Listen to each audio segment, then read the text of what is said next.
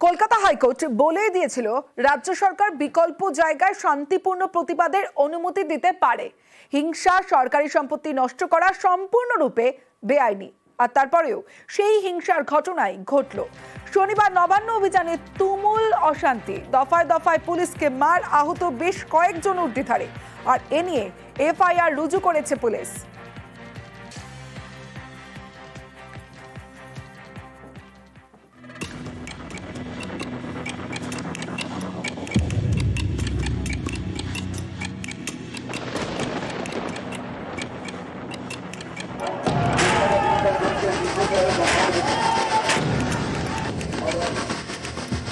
শান্তিপূর্ণ প্রতিবাদ মিছিলের কথা বলেছিল কলকাতা হাইকোর্ট, কিন্তু তার হলো কই?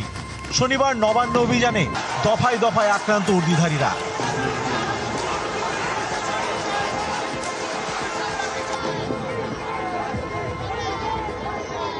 ভারতীয় জাদুঘরের সামনের রাস্তা, নবান্ন অভিযানের মিছিল থেকে এখানে পুলিশকে বেদম মার।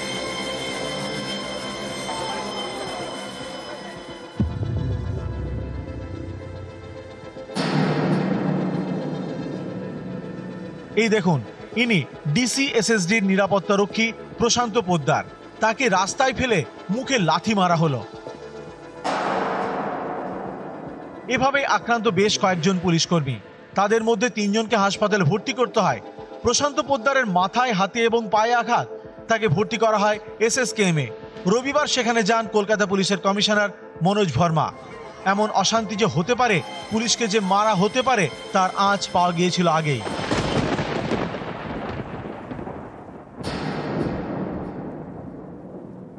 हम लोगों को अभी छोड़ना नहीं है, पुलिस को भी हम लोग बहुत मारेंगे। साला पुलिस लोगों को भी मारना पड़ेगा।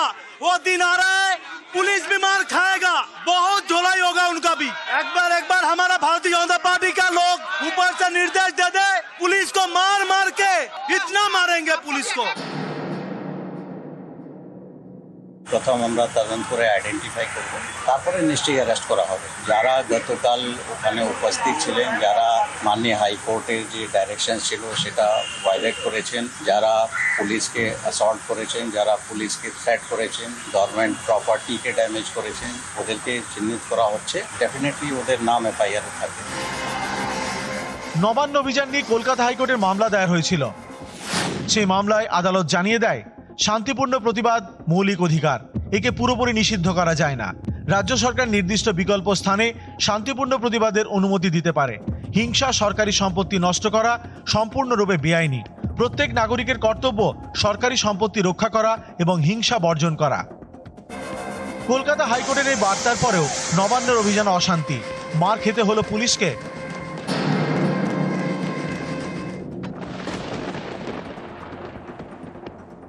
গন্ডগোল হাইকোর্ট তো শান্তিপূর্ণ করতে বলেছিল। নন্দীগ্রামের গোকুলনগরের বটকৃষ্ণ দাস ইট এনে নবান্ন অভিযানে বিনা প্ররোচনায় তালা ভাঙতে গেছিল, পুলিশকে মেরেছে, পুলিশকে ইট মেরেছে, পুলিশ সংযত ছিল, কোন ধরনের প্ররোচনায় পুলিশ পাওয়া দেয়নি। পুলিশ তো হাসপাতালে ভর্তি, তো ছুঁয়ে ফেলে মেরেছে, পাথর মেরেছে, ইট মেরেছে। একতরফা পুলিশের পক্ষ থেকে প্ররোচনা হয়েছে, অকারণে বাহিনী বাড়ানো হয়েছে। যুদ্ধ ঘোষণা করার কোনো দরকারই ছিল না, একটা ইট পড়তো না, কোথাও কিছু হতো না। সেই প্ররোচনা, আবেগের বহিঃপ্রকাশ ঘটেছে। হাইকোর্টের নির্দেশ পুলিশ ভঙ্গ করেছে। নিউজ 18 বাংলা।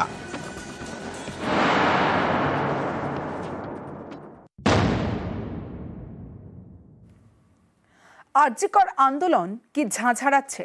এই আন্দোলনে কি এবার আমরা ওরা?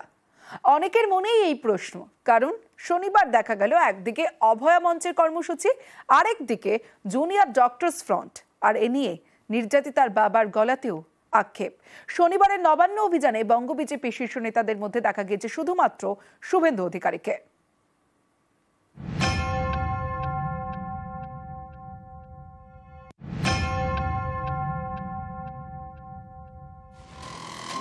আরজিকর আন্দোলনে কি এবার আমরা ওরা?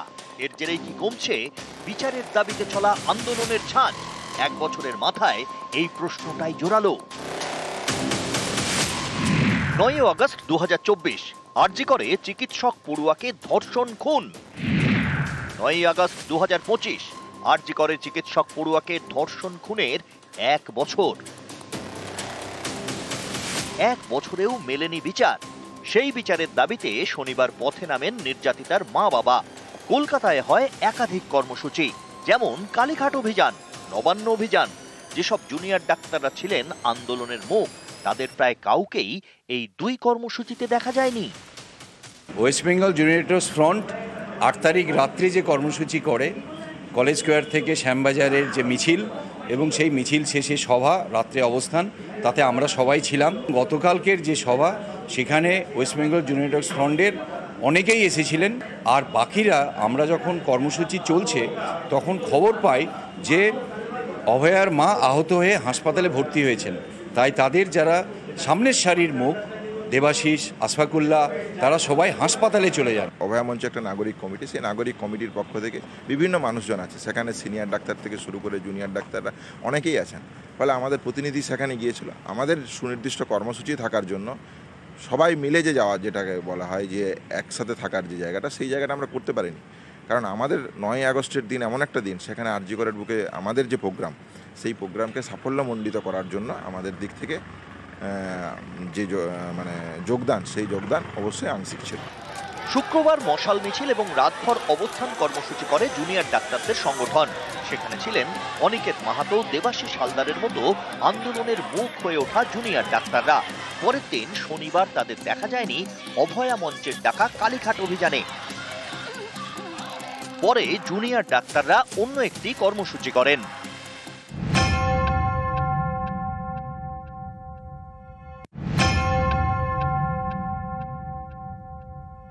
জুনিয়র ডাক্তারদের সঙ্গে সিনিয়র ডাক্তার বা অভয়া মঞ্চের দূরত্ব তৈরি হলো, এই যদি কোনো একটা ভাষ্য কোনো জায়গা থেকে বলা হয়, আমার ধারণা তারা এটা উদ্দেশ্য প্রণোদিতভাবেই বলছেন। সবাই এক ছাদের তলায় এলে অনেক ভালো হতো না? হ্যাঁ, অবশ্যই ভালো হতো, কিন্তু আসেননি। তাদের কোনো, আমরা বললাম যে আপনাদের যদি, এবং বিজেপির শুভেন্দুবাবু নিজেইও বলেছেন, যদি অসুবিধা হয় আমরা পিছনে হাঁটবো, আপনারা সামনে হাঁটুন, কিংবা আপনারা সামনে হাঁটুন আমরা পেছনে হাঁটবো, কিংবা আপনারা পেছনে হাঁটুন আমরা সামনে হাঁটবো, কিংবা অন্য কোনো স্পট থেকে। আমি এসইউসিআই এবং সিপিএমকে তাও বলেছিলাম যে আপনারা যদি যোগ দেন, আপনারা অন্য কোনো স্পট থেকে যোগ দেন, কোনো অসুবিধা নেই। আরজি করের আন্দোলনকে বরাবরই অরাজনৈতিক আন্দোলন হিসেবে দাবি করা হয়েছে। 1 বছরের মাথায় সেই আন্দোলন কি এখন রাজনীতির খোলা জলে? সিপিএম স্পষ্ট কথাই বলেছে যে অভয় মঞ্চ এবং জুনিয়র ডাক্তারদের যে আন্দোলন আমরা পরিচালনা করি। এসইউসিআই সাংবাদিক সম্মেলন করে বলছে WBJDF যে আন্দোলন করছে এটাই সঠিক আন্দোলন, ওই আন্দোলনের সঙ্গে আমরা আছি, অন্য কোনো আন্দোলনে আমরা যাব না। সিপিএম, সিপিআই, বামফ্রন্টরা এরা অভয় মঞ্চকেই সম্পূর্ণভাবে সমর্থন করছে। অভয় মঞ্চই রাজনীতি করছে, আমরা নয়।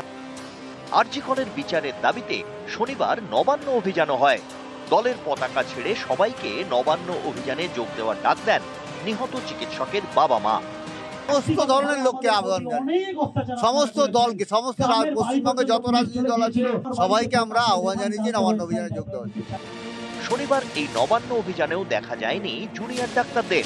এই কর্মসূচিতে যোগ দেন বিরোধী দলনেতা শুভেন্দু অধিকারী, কিন্তু বিজেপি শীর্ষ নেতৃত্বের আর কাউকেই দেখা যায়নি।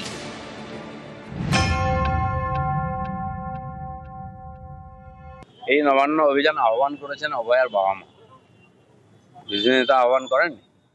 তাদের আহ্বানে বাকি সমাজ এসছে, আমাদের পার্টির অনেক এমএলএ তারাও গেছিলেন। বহু মানুষ এই আন্দোলনকে নিজের আন্দোলন করে নিয়েছিলেন। এই আন্দোলন এখানে শেষ নয়, এই আন্দোলন চলবে। আগামী দিনের আন্দোলনের কর্মসূচি নিয়ে অভয়ার বাবা এবং আমার সভাপতি শ্রমিক ভট্টাচার্যের সঙ্গে আলোচনা করা। নিউজ 18 বাংলা। নবান্ন অভিযানে আহত নির্যাতিতার মা পার্ক স্ট্রিটের মিছিলে মারধরের অভিযোগ তদন্ত করে দেখা হচ্ছে, জানান Kolkata CP Manoj Verma. CC camera, body cam খতিয়ে দেখা হচ্ছে বলে জানান মনোজ ভার্মা। নিশ্চয়ই ওনার ইঞ্জুরি হয়েছে, সেটা রেগ্রেটেবল আছে, এটা অ্যাকচুয়ালি হওয়া উচিত নেই। কিন্তু কেন হলো, কি কারণে হলো, পুলিশের যেটা অ্যালিগেশন হচ্ছে দ্যাট পুলিশ মেরেছে, সেই অ্যালিগেশন সত্যি কি মিথ্যা, এগুলো সব অ্যাঙ্গেল দেখা হচ্ছে।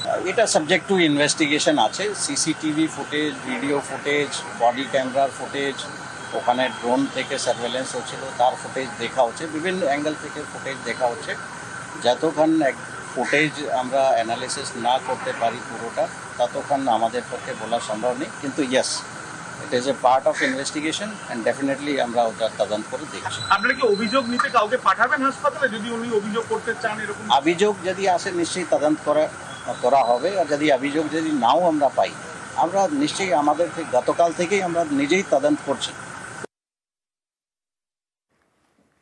হাসপাতাল থেকে বাড়িতে নির্যাতিতার মা, নিহত নির্যাতিতার মায়ের শারীরিক অবস্থা স্থিতিশীল। গতকাল নবান্ন অভিযানে মারধরের অভিযোগ আরজিকরের নির্যাতিতার মায়ের। গতকাল আহত হয়ে ভর্তি হন হাসপাতালে। এখন কোনো সমস্যা নেই জানান চিকিৎসকরা। বাড়িতে বিশ্রামের পরামর্শ চিকিৎসকের। সিপিকে একটাই কথা বলার, উনি বিষয়টা যখন দুঃখ প্রকাশই করেছেন, এই বিষয়টা তদন্ত করেন এবং আমার মেয়ের ন্যায় বিচারটা পেতে যে অপরাধগুলো কলকাতা পুলিশ করেছে সেটাও যেন উনি ঠিকঠাক মতন বিবেচনা করেন, সেটাই আমার কাছে ওনার কাছে আমার রিকোয়েস্ট থাকবে।